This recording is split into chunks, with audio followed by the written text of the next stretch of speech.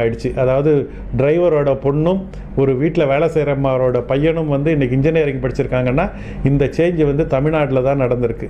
ஆனால் அதை தாண்டி அப்படியே நின்று போயிடுச்சு. இன்றைக்கி வந்து இன்ஜினியரிங் படித்த கிராஜுவேட்டை உருவாக்கிட்டோம். இன்றைக்கி படித்த இந்த தேசியமாகிடுச்சு.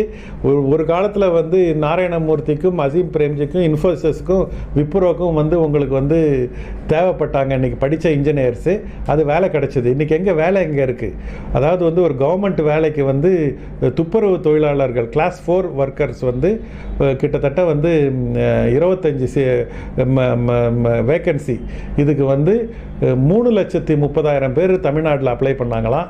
அதில் வந்து 1,50,000 பேர் வந்து இன்ஜினியர்ஸு, 30,000 பேர் வந்து பிஹெச்டி கிராஜுவேட்ஸு. 8ஆம் கிளாஸ் குவாலிஃபிகேஷன் தான் அவங்க கேட்டிருக்குது. ஏன்னா கழுதையாக இருந்தாலும் கவர்மெண்ட் கழுதையாக இருக்கணும் அப்படின்னு ஆசைப்படுற ஒரு சமுதாயம் இருக்கிறது லெவல்லேருந்து இந்த தமிழ்நாடு வந்து